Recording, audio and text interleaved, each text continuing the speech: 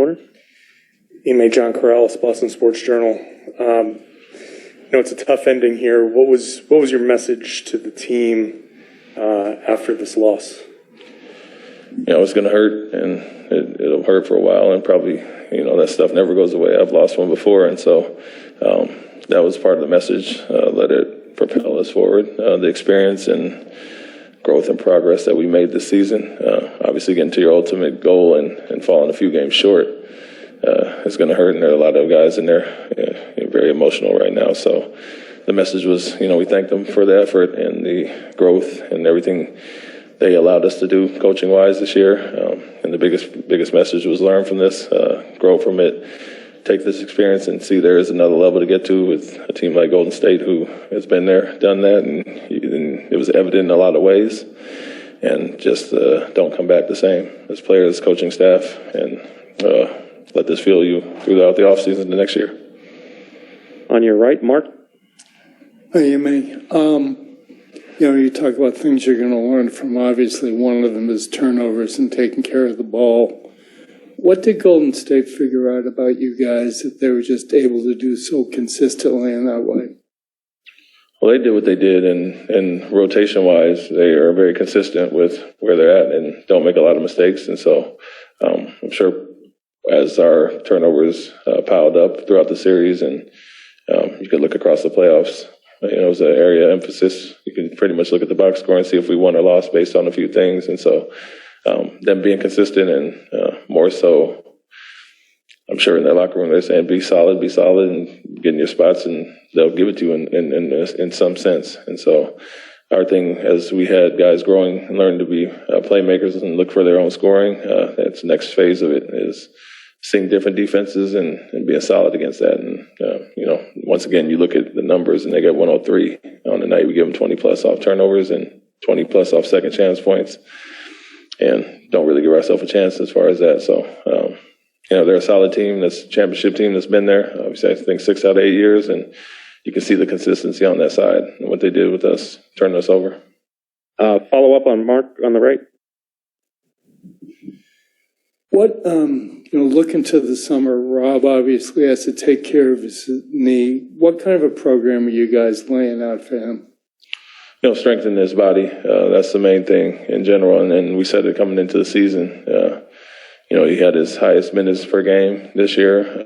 We wanted him to be able to play longer stretches. And I think he achieved a lot of things and had a lot of growth on the court. But a big part is taking care of your body and staying available. And so obviously have to strengthen up his legs and build all the muscle around it to protect his knees. What I did tell him also was credit for playing through what he did and giving it a go and being out there for us. But now it's time to rest up, heal up, and get ready for next season and then come back in better shape and stronger than you were this year coming into the season. Adam in the middle. Yeah, you mentioned learning from it and growing from it. What do you want Jason in particular to take from this experience? And this series in particular was obviously challenging for him at times and frustrating for him at times. What do you want to see him pull away from it and carry into next year? Yeah, learn and understand who he is in this league. You're all-star, all-NBA first-team guy for a reason, and this is only the start of how you're going to be guarded and the attention you're going to draw. And so one thing that he's always done throughout the season was seen multiple different coverages and figured it out, and he did that throughout the first few series, and this one was a rough one.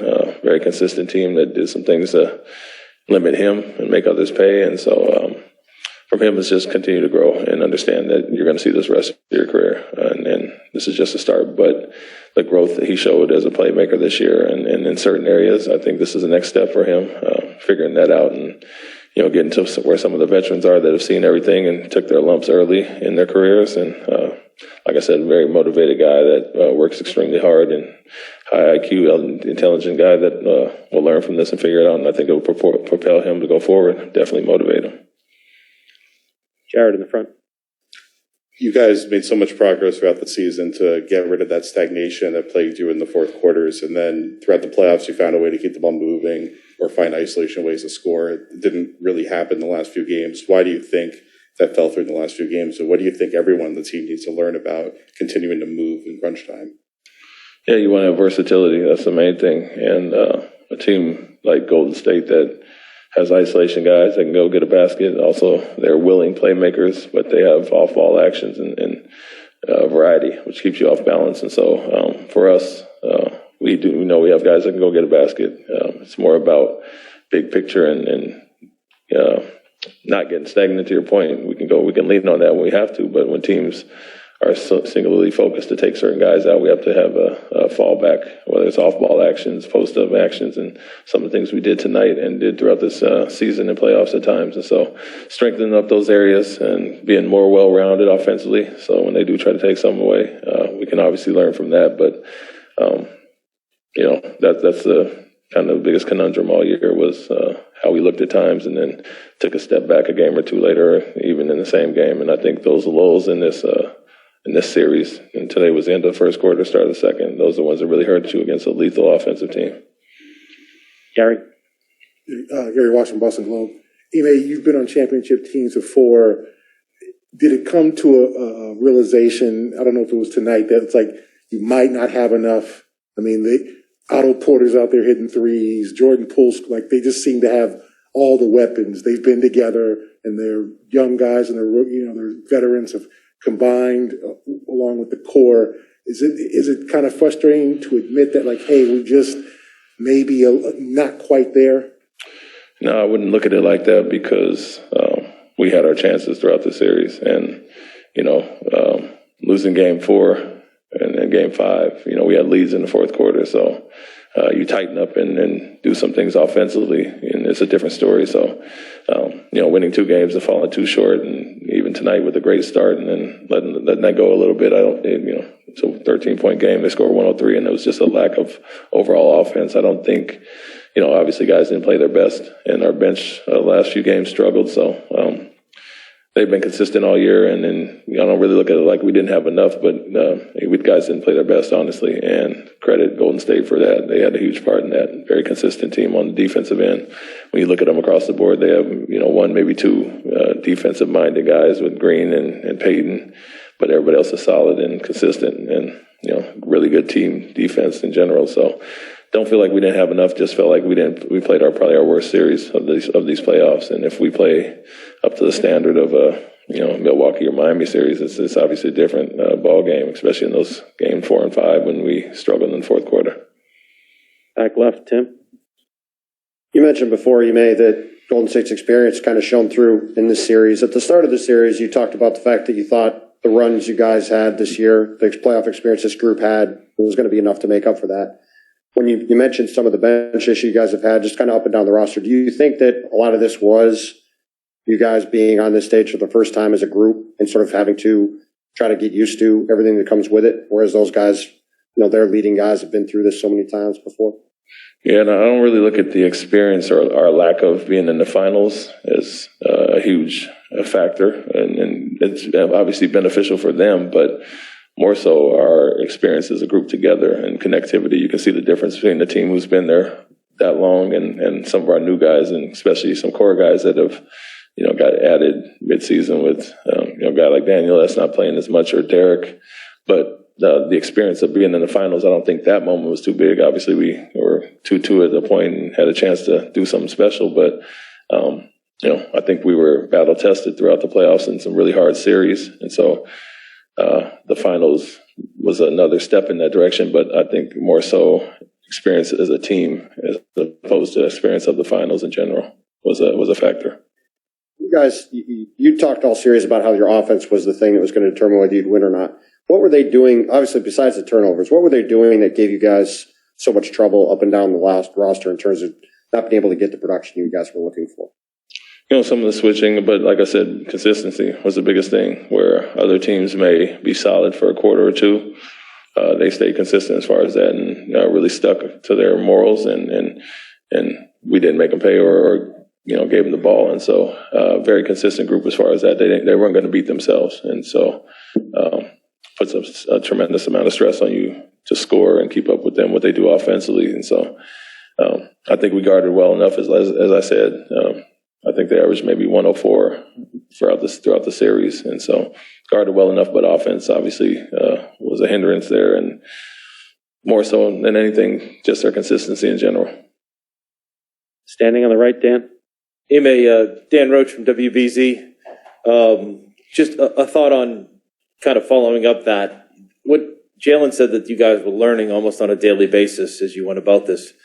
What did you learn about your team in the first year, and how excited are you maybe for the future with this core, what you think this team could possibly get to?